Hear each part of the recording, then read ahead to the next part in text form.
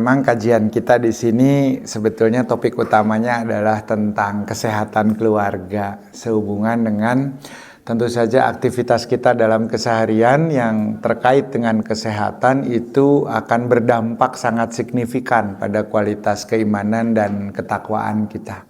Padahal konsep takwa itu adalah in akramakum indallahi atqakum, satu evaluasi atau penilaian yang dinilainya bukan sekedar dari aspek katakanlah partisipasi atau kontribusi, tapi bagaimana konstruksi satu fondasi keimanan bisa menghasilkan ketakwaan yang mewujud di dalam perubahan sikap dan juga perilaku yang antara lain kalau dalam hadis Rasulullah disampaikan terukur dari kebermanfaatan.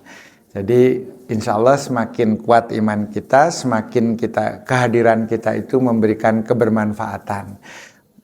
Nah ini barangkali kita sebagai manusia punya kebermanfaatan dari banyak aspek. Ada yang bermanfaat dari aspek keilmuan sehingga ilmunya bisa memberikan kegunaan dalam konteks barangkali hal-hal yang memudahkan di dalam kehidupan.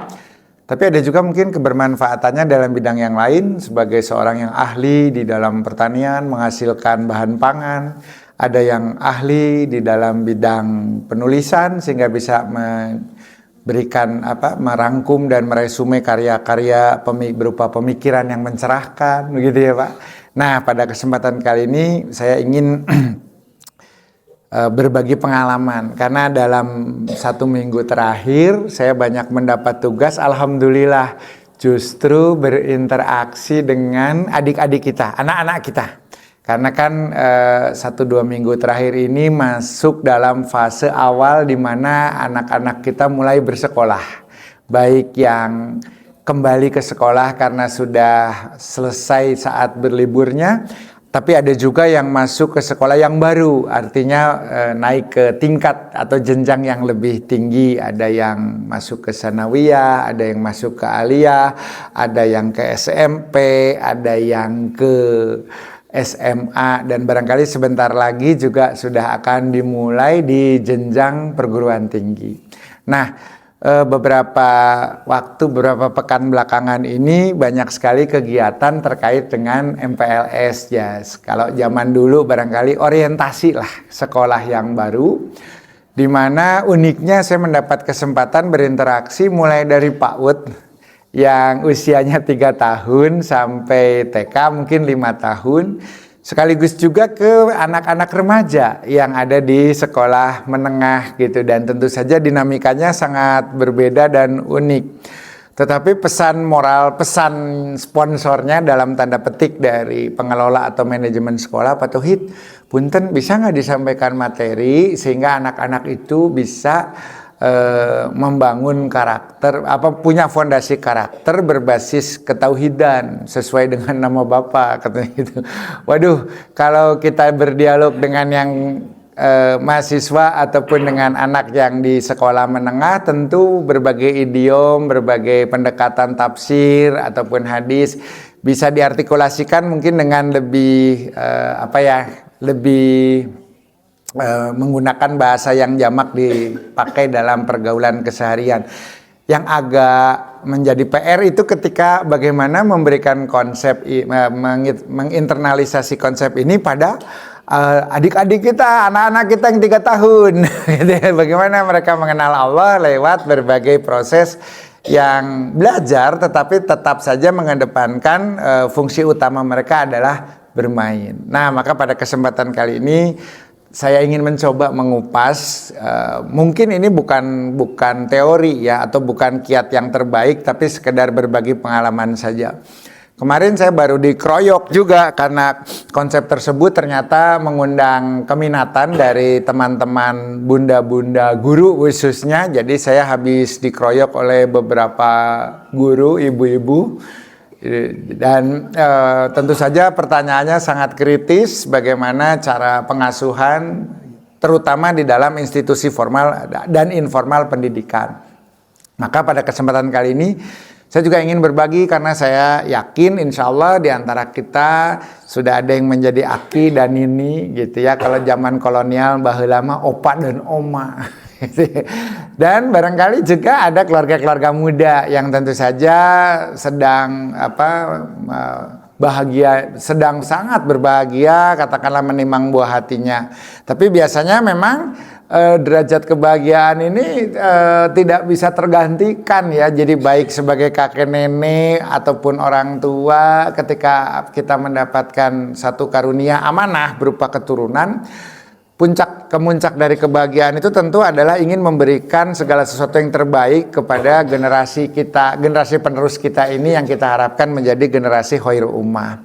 Nah, ada pertanyaan yang bagus kemarin dari salah satu guru. Dia mengatakan begini, Pak Tauhid, dengan adanya era teknologi digital yang mendisrupsi hampir semua aspek kehidupan, termasuk persoalan parenting dan pendidikan, cenanya kita tuh jadi bingung. Kenapa bingung? Kan enak Bu, kita ingin melihat aspek psikologinya, bisa browsing, bisa ada aplikasi. Nah justru itu katanya. Kenapa? Karena ternyata saat ini itu terjadi yang namanya banjir informasi. Dan semua informasi itu mohon izin zaman baheula, zaman saya kan sudah termasuk, kalau sekarang teh ada gen alpha, ada gen Z, ada gen milenial, sebagian dari kita di sini mah gen kolonial kan ya. Sudah pada lulus S3 kita mah, termasuk saya dan teman-teman di sini. Apa S3 doktor? Sanes. Sampun sepuh sangat kata orang Jawanya mah gitu ya.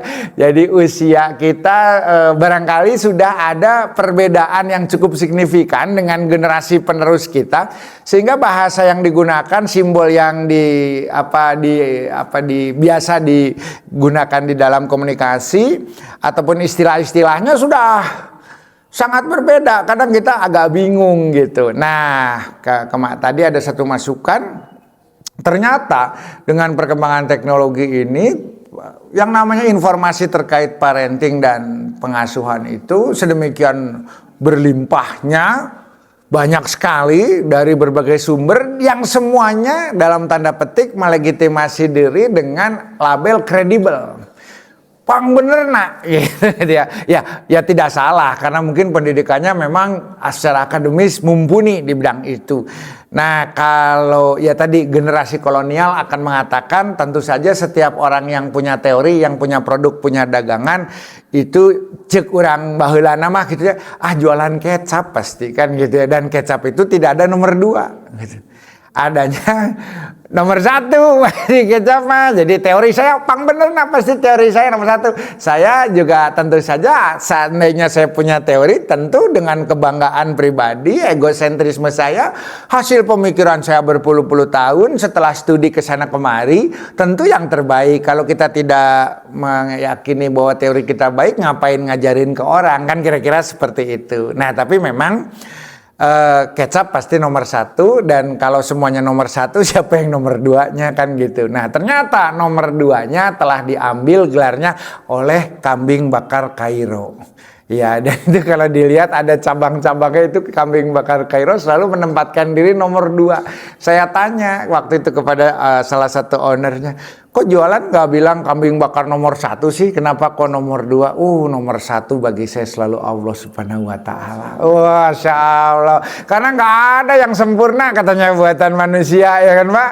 Senikmat-nikmat, selezat-lezatnya rasa, pada gilirannya tidak akan bisa mendekati kelezatan yang paripurna yang hanya datang dari curahan cinta Allah semata. Waduh, romantis nih jualan embe. Ya, jadi padahal enak sekali menurut saya gitu ya, sebagaimana biasa. Tapi kalau soal selera kan selalu ada perbedaan ya, diversifikasi dalam soal rasa itu adalah hal yang biasa. Ya ada yang bilang enak, ada yang bilang biasa saja, ada yang bilang saya kurang cocok, itu biasa. Nah baik, maka perjalanan jawaban tadi saya mengatakan demikian. Mana yang paling baik Pak metode pendidikan untuk keluarga kita, untuk incu kita, untuk anak kita? Ya sekarang semua mengatakan metodenya sangat baik. Ya alhamdulillah, saya kira sebagai sebuah ijtihad, ikhtiar manusia, menafsirkan satu fenomena lalu mengolahnya sehingga punya makna, dan kemudian fenomena pola tersebut dikodifikasi, distandarisasi, lalu kemudian diberikan dalam bentukan kurikulum, ya itu juga namanya usaha. Bisa bagus, bisa enggak, tergantung kepada situasi dan kondisi, cocok apa tidak. Tapi ada hal-hal yang fitriah, yang fundamental. Misalkan di dalam pengasuhan itu agak sulit mensubstitusi, mengganti peran atau kedekatan orang yang menyayangi, mengasihi dengan kelembutan hati, diganti dengan berbagai materi, termasuk materi edukasi yang kemudian kemas sehingga bisa di broadcast lah, katakanlah disebarluaskan lewat teknologi digital. Nggak semua bisa digantikan oleh gadget. Bahkan di salah satu pesantren ataupun juga pendidikan di tingkat SMP boarding school, HP itu tidak boleh dipegang anak karena memang sangat mendistorsi, apalagi kalau sudah adiksi. Artinya apa? Sudah kepincut sama yang namanya permainan game yang memang algoritmanya dibuat supaya orang itu punya rasa penasaran tiada henti. Seperti orang yang berlayar kemudian kehilangan arah, tidak punya kemampuan navigasi di tengah laut samudera nan luas dengan panas terik yang mencapai 40 derajat. Ketika matahari ada di titik kulminasi tepat di atas ubun-ubun kepala, rasa haus tidak tertahankan. Dehidrasi sudah sedemikian menyiksa diri sehingga akal sehat pun menjadi berkurang. Lalu nyiukan cai di laut langsung diminum. Padahal konsentrasi garam yang ada di air laut itu sifatnya konsentrasinya, osmolaritasnya jauh lebih tinggi daripada yang ada di dalam tubuh kita. Yang terjadi orang minum sebanyak-banyaknya, justru cairan yang berada di dalam sel tubuh kita tersedot ke dalam pembuluh darah. Jadi yang tadinya sel itu sudah kekurangan air, kan di dalam sel tubuh manusia itu Allah menitipkan air yang disebut dengan sitoplasma agar dapat terjadi berbagai reaksi biokimia. Jadi ajaib pisan tubuh manusia banyak.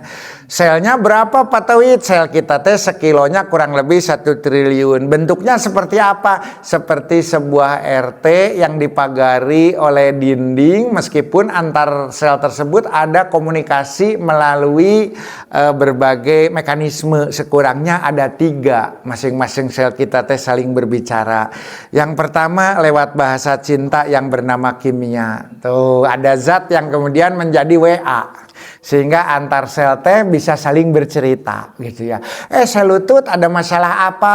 Orang tikusruk gitu ya. Ini pemimpin kita, si pemilik tubuh, si empunya tubuh yang diamanahi kesehatan, tadi sepulang subuh rupanya terpeleset kulit cau kan gitu. Akibatnya lututnya berciuman dengan aspal gitu kan di depan masjid. Oh ya, apa yang terjadi? Ada kurang lebih, kan sel kecil pisannya Pak, kurang lebih 10 mikron sampai 80 mikron yang terbesar itu sel hati. Jadi sel paling besar kalau di tubuh manusia pada umumnya sel hati.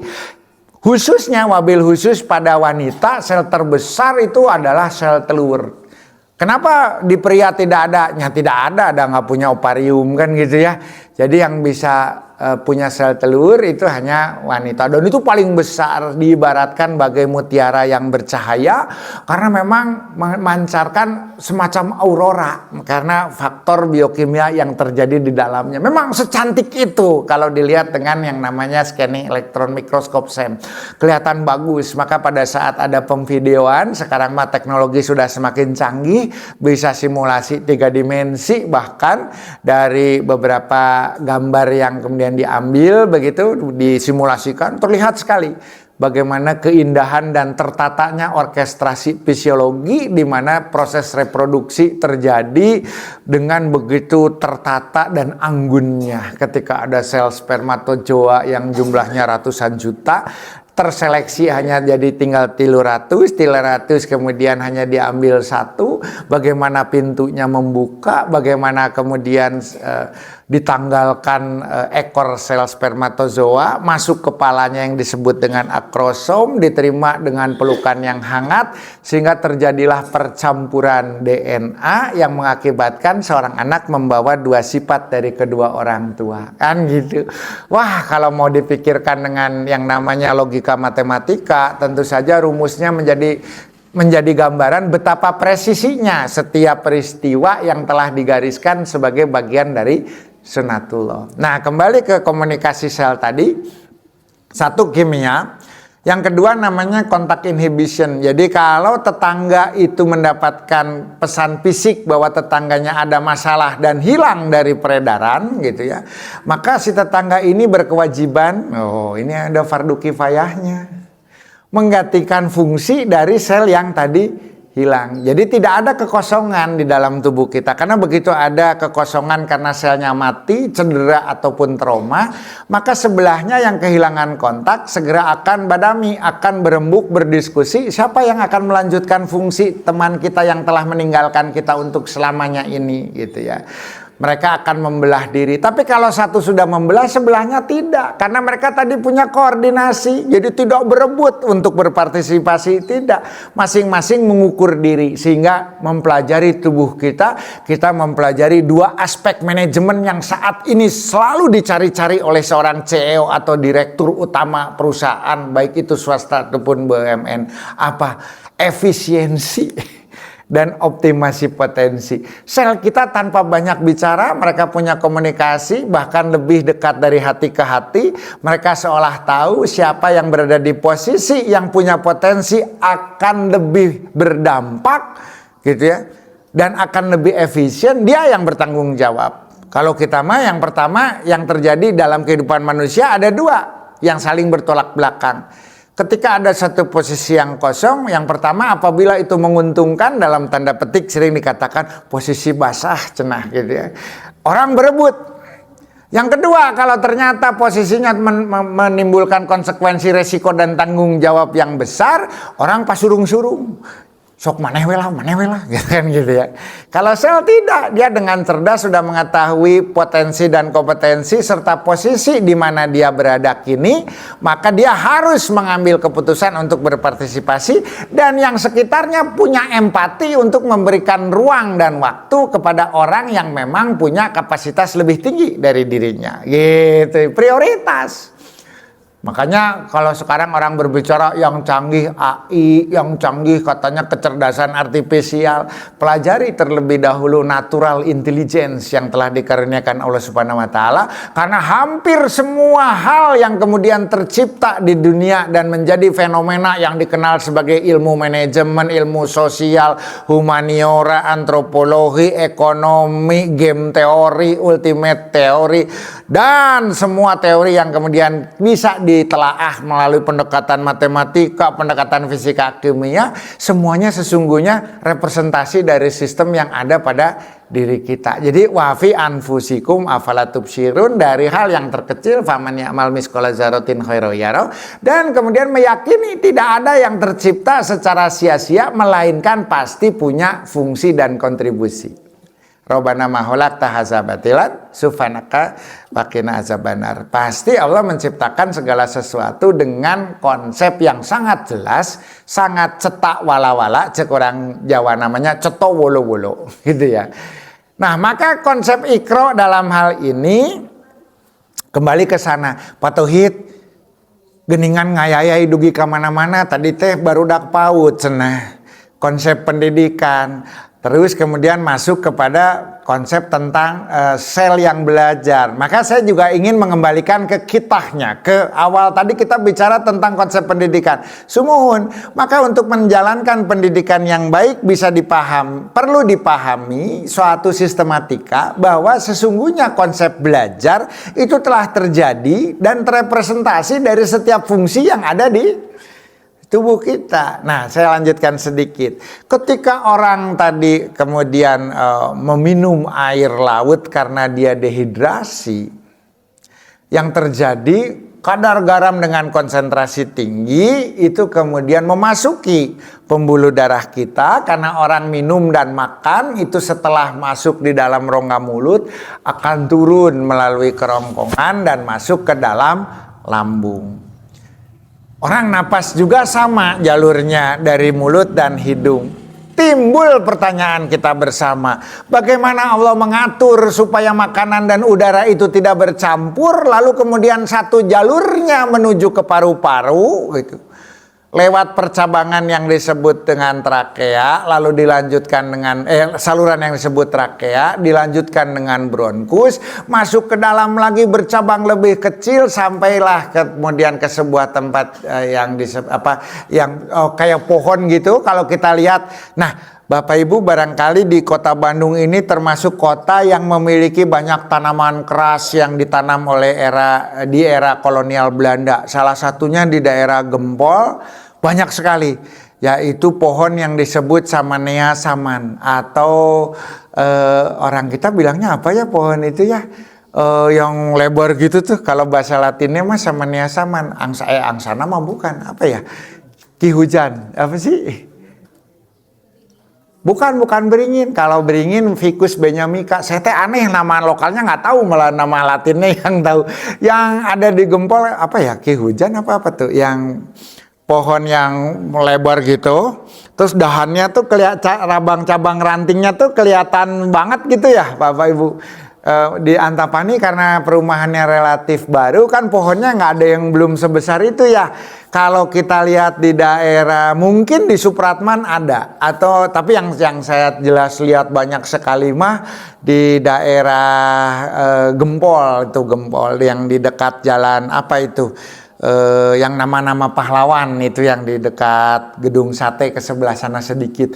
Nah itu pohon yang besar itu, cabang-cabangnya itu saya pernah foto, cocokkan dengan kebantuan komputer ya, dikomparasi dengan cabang-cabang bronkeolus yang ada di paru, itu memiliki satu kesamaan dalam konteks geometri fraktal. Jadi sudut-sudutnya, jadi artinya Allah menciptakan sesuatu tuh ada template-nya gitu. Jadi kalau kita tidak meyakini ada zat yang merencanakan dari awal dan punya satu penanda yang dapat kita telusuri secara sistematis kan, inna fi dzalika laayatin liqaumin yatafakkarun, kalau kita mau berpikir sesungguhnya Allah sudah beri tanda-tanda itu. Nah, seperti itulah sampailah nanti ke bagian yang bulat-bulat kecil di mana tempat terjadi pertukaran udara, namanya alveolus. Alveolus itu balon seperti Bapak Ibu yang kita era generasi kolonial dulu zaman SD pernah main. Kalau anak sekarang ya yakin jarang ya. Dulu ada yang kayak balon yang kalau beli di tukang dagang di depan SD teh dikasih kayak sedotan kecil gitu.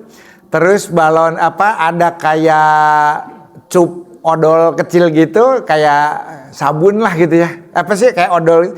Terus nanti dipencet, ditaruh di ujung sedotan kecil itu. Lalu kita tiup gitu, terus jadi gelembung-gelembung gitu ya. Masih ada yang ingat nggak itu Pak, mainan kayak begitu? Ingat ya, berarti ini konfirmasi kita memang benar-benar sudah tua ini. Karena kalau saya tanya ke anak-anak yang SD sekarang mah nggak tahu mainan apa itu Om, katanya gitu. Nah dulu kan, alveolus kita di paru teh seperti itu, seperti gelembung yang kecil sekali, sangat tipis. Kenapa dibuat sangat tipis? Dalam terminologi ilmiahnya ini disebut dengan punya sifat yang disebut dengan semi permeable, dapat ditembus oleh beberapa partikel atau molekul khusus. Salah satunya adalah tentu saja gas O2 dan gas CO2. Jadi Allah itu mendesain sampai di paru-paru kita yang ada dua kiri kanan itu bukan hanya di level bentuk struktur makronya, tapi sampai yang sangat kecil seperti balon-balon halus itu dibuat sedemikian canggih sehingga dia selektif, hanya bisa ditembus oleh O2 dan mengeluarkan CO2. Sehingga terjadilah pergantian di situ. Nah, pertanyaan terbesar ketika kita napas, ini kita jarang sekali bersyukur, kita menarik napas. Pak Tauhid, tadi hubungannya sama pendidikan PAUD gimana? Saya cerita begini ke para bunda guru, saya mengatakan bunda guru, anak-anak itu meskipun dengan bahasa yang sangat sederhana, dengan bahasa yang bersahaja sesuai dengan tingkat pertumbuhan dan perkembangan kemampuan kognisi, artinya sejalan dengan usia, diajarkan bahwa segala sesuatu itu ada awal muasal, ada sebab, dan tentu saja ada penyebabnya. Karena sifat Allah itu yang mengawali dan juga mengakhiri, kemudian tidak terukur saking besarnya dan tidak terbatasnya rahmat serta kemampuan penciptaannya, sehingga kita menyebutnya Al-Mutakabir. Bisa memberi bentuk dan memberi fungsi pada setiap elemen yang diciptakannya. Maka kita menyebutnya Al-Musyawir. Berangkatlah dari Asmaul Husna, karena nanti setiap sifat Allah bisa diekstrapolasi di dalam kondisi lingkungan yang dijalani oleh anak. Pilihlah diksi dan bahasa yang bisa dimengerti pada usia tertentu. Contoh lebih relevan daripada sekedar kata. Lalu yang kemudian menjadi kata kunci, tentu di masa depan para guru dan orang tua sekarang sudah banyak ilmu yang bisa kita pelajari. Satu hal nih, kenapa agama itu, terutama kita agama samawi, termasuk di dalamnya pamungkas yang terbaik adalah Islam, itu senantiasa mengedepankan narasi. Karena rupanya storytelling adalah cerita dan dongeng itu adalah yang paling mudah dicerna dan paling mudah memberikan gambaran visual imajinatif yang ada di otak kita, terutama di otak depan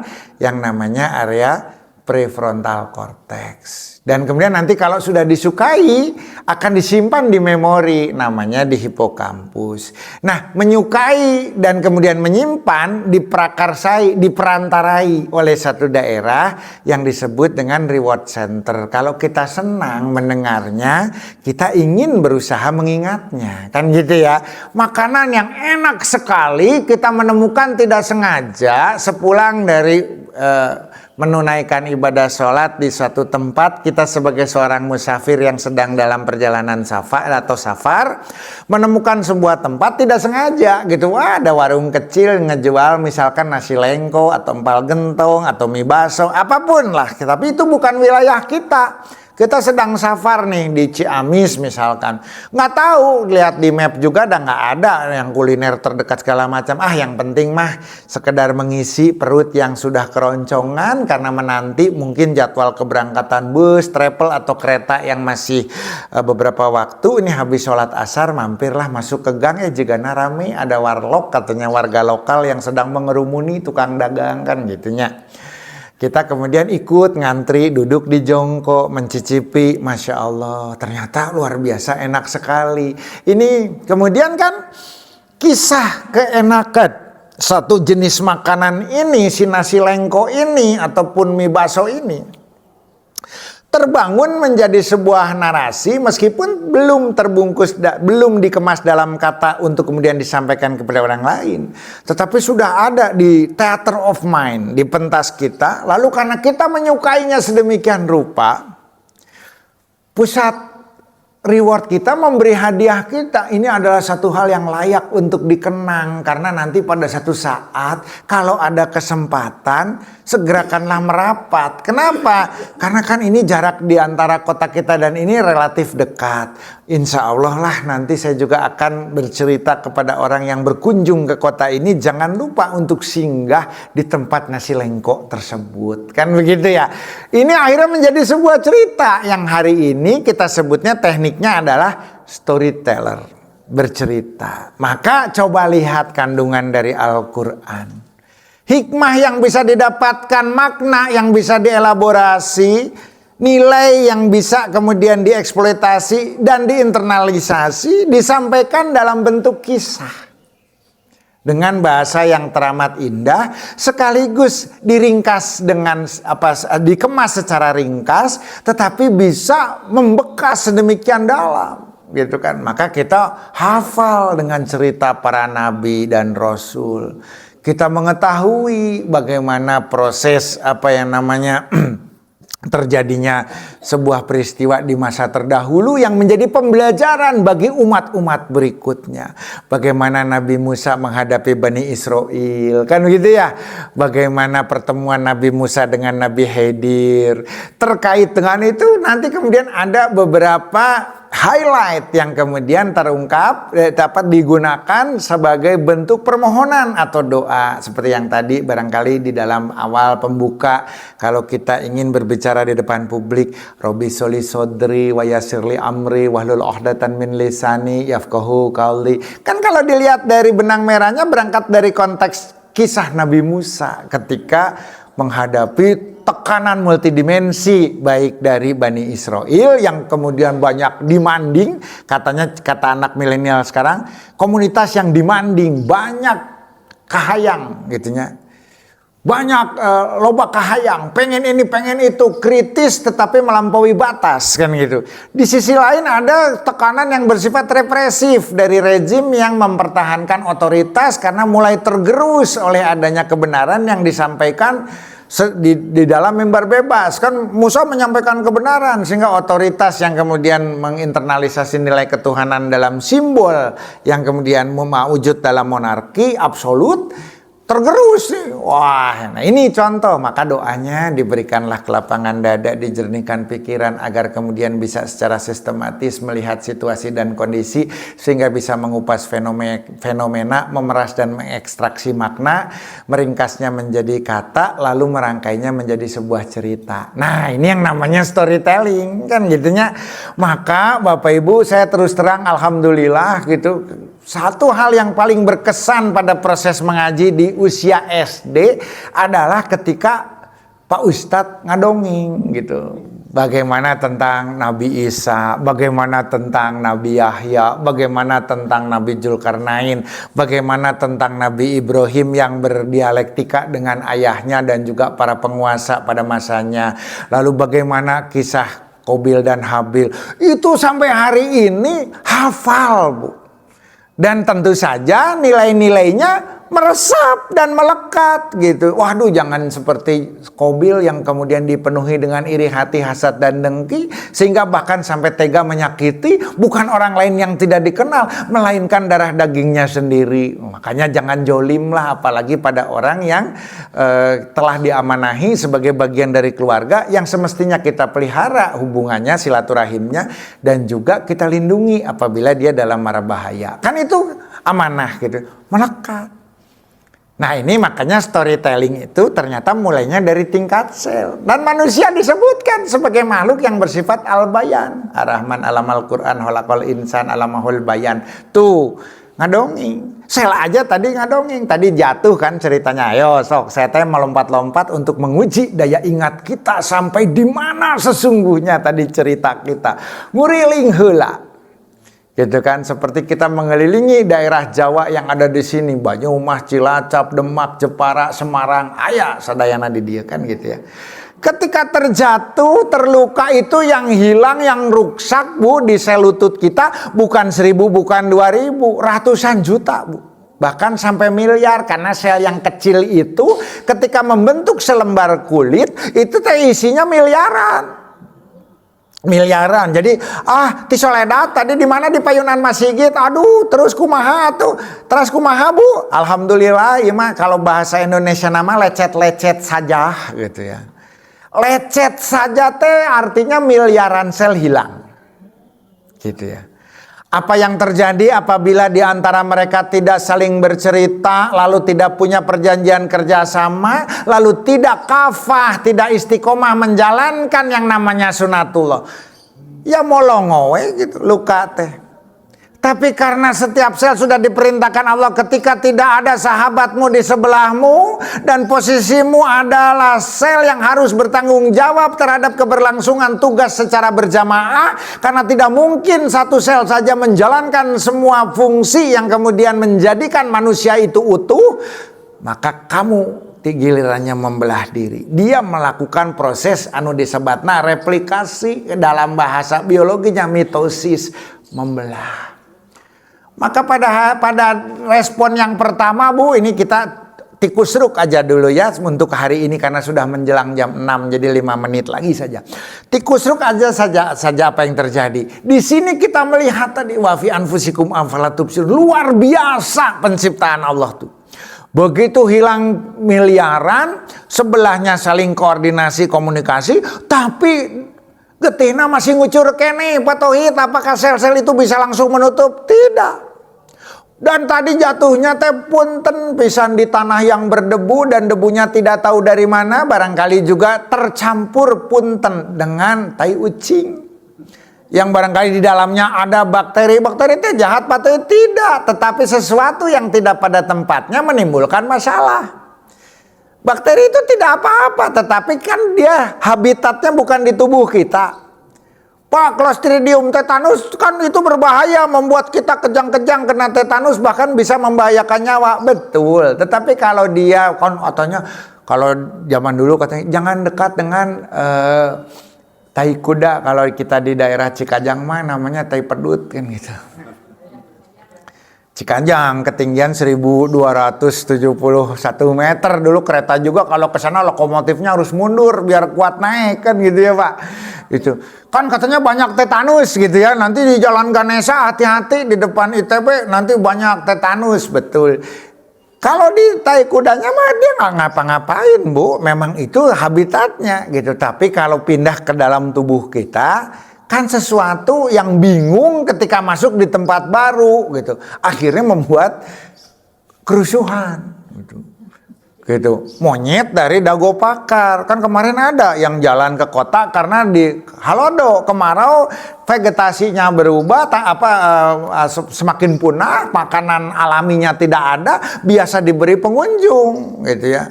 Kan biasanya mencari berbagai buah-buahan. Nah, buah-buahan di kita kan bukan hanya jambu, itu mah sudah didomestikasi. Di hutan kan banyak gitu ya. Bahkan hampir semua sungai di Jawa Barat atau di Jawa toponiminya berasal dari nama vegetasi. Tarum kan dari Citarum. Citarum teh tarum teh naon Pak Tauhid? Itu adalah Indigofera tinctorium. Indigofera tinctorium itu apa? Perdu kecil yang kalau diperas itu memberikan warna indigo, warna biru. Makanya disebutnya Indigofera tinctorium. So, kalau masih menemukan nanti di pinggir Sungai Cikapundung Citarum, ada diremes-remes gini, taruh di kain gitu warnanya kebiru-biruan gitu. Kalau di kulit mah kebiru-biruan pakai itu juga bukan, tonjok aja kalau itu mah kan gitu ya, jadi memar. Nah itu nama buah-buah tuh banyak nggak ada. Datang ke Antapani lewat yang namanya listrik itu ya, kabel listrik. Di sini ngambilin makanan dari dapur, rusuh nggak? Rusuh. Orang kaget ngeliat monyet, monyet kaget ngeliat orang gitu kan gitu. Nanaonan mana? Mana nu nanaonan? Di sini kan monyet sih ya, begitu kata monyetnya kan gitu bilang. Monyet ya, bener Bu, leres abdi monyet gitu. Kan rame jadinya, sama bakteri juga demikian. Kalau tidak pada tempatnya dia menimbulkan kerusuhan. Maka yang pertama menutup luka itu Bapak Ibu ini sebagai penutup lah hari ini. Aduh saya mah kalau udah cerita nih ya bisa-bisa sampai nanti waktu duha lewat sampai zuhur malah di sini. Nah jadi Allah memberikan kita namanya sel darah putih. Kita mengenalnya sebagai leukosit. Bahasa kedokterannya mengenal namanya polimorfonuklear. Intinya banyak gitu bercabang-cabang. Nah itu teh seperti petugas patroli keamanan, security ataupun polsek yang senantiasa berpatroli, berkeliling di dalam. Begitu jantung memompa itu bukan hanya darah merah yang membawa oksigen yang telah mempertukarkan gas CO2 dan O2 di alveolus. Tidak hanya darah merah, tapi juga ada darah putih ikut berkeliling. Nah, darah putih yang tadi berkeliling akan dapat broadcast WA dari Pak RT setempat di mana tadi lutut jatuh. Kan di lutut ada RT-nya. Begitu jatuh, Pak RT-nya langsung broadcast. Mohon bantuan terjadi kedaruratan. Peringatan dini bencana. Itu yang namanya sel darah putih lagi nguriling, yang terdekat dengan kecerdasan yang sangat efektif dan efisien, tidak yang dari kepala turun ke lutut terlalu jauh.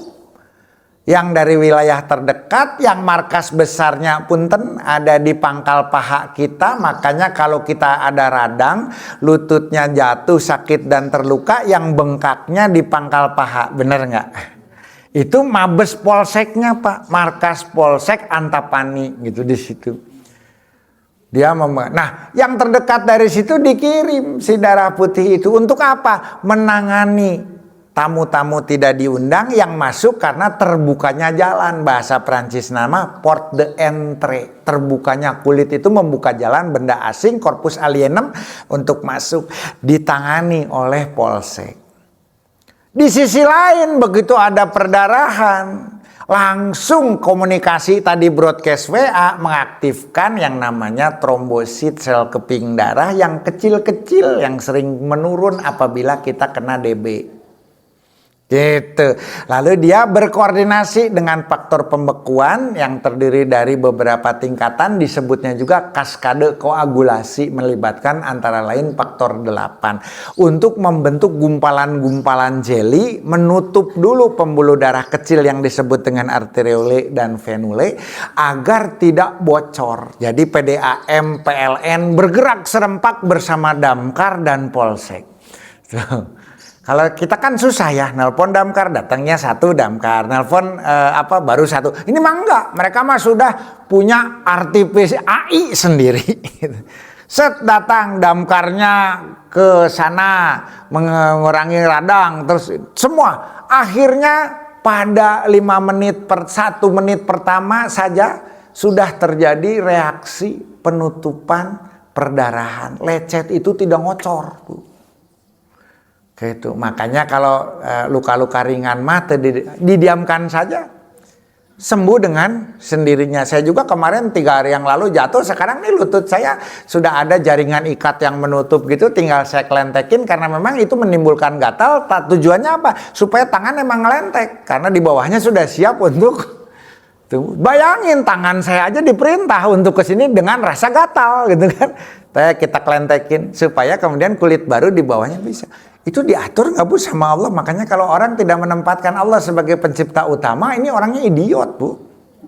Gitu. IQ-nya nggak nyampe berarti. Gitu. Jadi ini ya, mungkin ini cerita ini masih panjang, tapi ini waktunya sudah. Kan kita juga ada kegiatan ibadah yang lain dan juga ada aktivitas dalam keseharian. Jadi intinya mah Bu, ini materi yang sebetulnya sulit didapatkan di Fakultas Kedokteran 6 tahun. Tetapi kalau didongengin gini kan enak ya Bu ya. Ini makanya saya bilang kemarin kepada ibu guru, Bu ngadongeng we Bu kabarudak mah kan gitu ya. Ngelihat papatong, ngadongeng we soal papatong. Ya kalau yang pakai aspek biologi mah itu termasuk dalam ini family odonata lah segala macam taksonomi. Kabarudak mah coba lihat papatong teh kalau kecil di mana, cek urang Sunda nama dulu namanya kini-kini kan betul ya.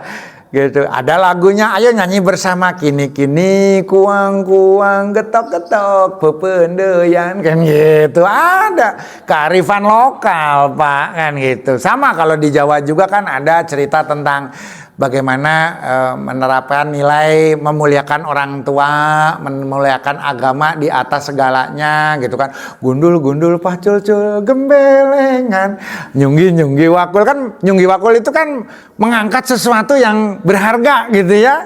Terus wakulnya ngelimpang, kalau nanti sampai terjatuh berasnya berceceran, artinya ada kekurangan pangan yang bakal terjadi. Orang yang kelaparan iman akan menimbulkan kerusuhan sosial. Kan gitu kira-kira. Aduh, ntar cerita lagi sampai siang. Nanti ya mudah-mudahan kita dikaruniai Allah kesempatan dan kesehatan untuk dapat bertolabul ilmi pada... Ya, sedikit mangga Bapak. Oh iya, ini bagus sekali pertanyaan dari Bapak. Mungkin saya singkat ya Pak jawabnya karena ini, atau mungkin nanti kita agendakan juga untuk kita bahas secara mendalam di pertemuan kita berikutnya kalau apabila ada jadwal. Nah, begini. DNA itu adalah bagian yang saat ini diketahui sebagai bagian terkecil, unit terkecil yang ada di dalam sel. Jadi sel itu bentuknya tadi saya seperti ceritakan seperti sebuah RT yang dipagarin gitu. Tapi antar pagar ini juga seperti sebuah rumah lah. Sel itu boleh dikatakan seperti sebuah rumah, ada temboknya. Di dalam rumah tersebut ada beberapa organ, unit yang punya peran masing-masing. Salah satu yang menonjol di dalam rumah itu ada namanya, di dalam rumah sel itu ada yang namanya mitokondria. Tugas mitokondria itu menghasilkan energi dan ini yang diwariskan hanya dari ibu. Ada ribosom, tugasnya memproduksi makanan, masakan yang kemudian dipakai untuk tadi bisa sumber energi, bisa membangun jadi protein untuk membangun bataknya si rumah tersebut, untuk membuat enzim komunikasi dan seterusnya, itu ribosom. Nah, yang ngatur itu semua, buku resep dari proses yang terjadi di dalam biologi sel itu terdapat di satu kitab rahasia yang ditempatkan di dalam inti paling tengahnya dari rumah tersebut, gitu, sangat terlindungi, yang disebut dengan nukleus, inti sel. Di dalamnya ada utas ganda asam nukleat yang terdiri dari basa atau nukleotida adenin, guanin, timin, sitosin. Itu yang disebut dengan DNA. DNA itu abjad, Pak, isinya. Kalau kita mah alif bataknya gitu, Pak. Tulisan seperti itu. Variasinya 4 huruf tapi punya variasi menghasilkan kurang lebih menghasilkan kurang lebih 30.000 sifat. Yang diketahui, Pak. 30.000 sifat, 30.000 gen. Masing-masing gen itu disandi oleh 3 huruf. Jadi disebutnya kodon triplet. Jadi satu katanya tuh 3 huruf, satu katanya 3 huruf. AUG itu membuat satu protein namanya asam amino namanya metionin. Gitu, 3 huruf katanya. Kalau kita ini kan saya pergi ke pasar, sayanya 4, perginya itu 5 kan gitu, Pak. Kalau di DNA kita tuh membuat cerita tuh setiap kata isinya 3 huruf.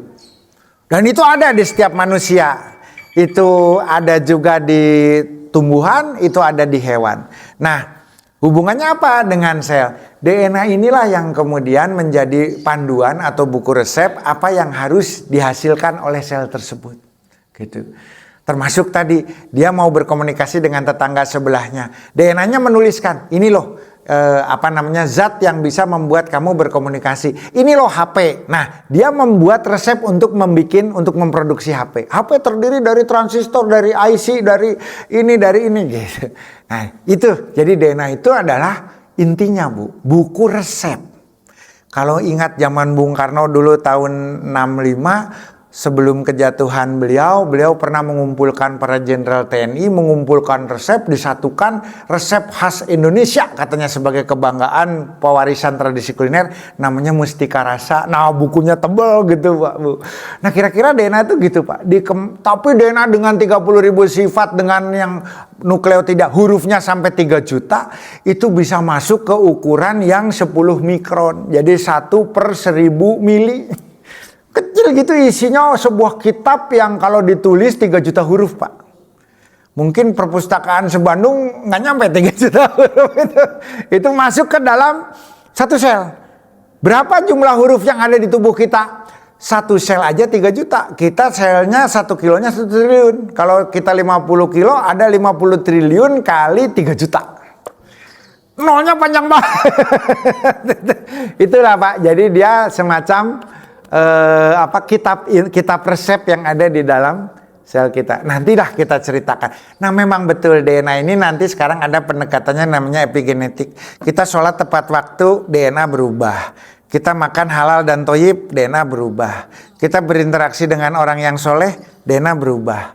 Kita murojaah ngapalin Quran, DNA berubah. Kita ketemunya preman, DNA-nya berubah, Pak. Kita malakin di pinggir jalan, DNA-nya berubah. Ini makanya, karena resep itu banyak. Mau masak rawon bisa, mau masak karedok bisa. Gitu. Ketemunya bahannya apa? Ketemunya bahannya ada putih, ada cengek, ada apa. Jadi lalapan Sunda gitu. Nah, ketemunya misalkan tadi, Pak, mulungan dari tempat sampah, ya lain. Makanya ini disebutnya epigenetika. Pengaruh dari keluarga, pengaruh dari lingkungan, pengaruh dari teman. Nah, ini semuanya menentukan. Makanya kalau di tempatnya Pak Hananto ada kan, wong kang soleh kumpulono. Wah, orang yang soleh didekati, cenah gitu. Jalma anu soleh diririungan, cenah cek urang Sundana. Kan di Tombo Ati kan itu ada. gitu. Sholat malam lakukan, maca Quran lan maknani, membaca Quran beserta dengan arti. Karena ini ternyata ini ulama terdahulu meskipun mungkin belum mengenal terminologi DNA, tahu bahwa DNA manusia teh bisa dirubah dengan habituasi, pembiasaan. Nah, pembiasaannya itu nanti yang kita bahas. Aduh, jadi banyak banget PR saya di sininya. Ini masjid paling menarik se-Indonesia Raya ini. Atur nuhun Bapak Ibu atas segenap perhatiannya. Tanpa terasa pagi telah menjelang, bahkan siang sebentar lagi barangkali akan datang tanpa diundang karena memang fitrahnya demikian. Dan kita harus menjalankan kewajiban kita. Saya mohon maaf apabila dalam apa yang disampaikan terdapat banyak sekali kesalahan dan kekurangan. Mudah-mudahan dari sedikit ada yang dapat dimanfaatkan sehingga menjadi ilmu yang berguna untuk meningkatkan kualitas keimanan dan ketakwaan. Wabillahi taufik wal hidayah. Wassalamualaikum warahmatullahi wabarakatuh.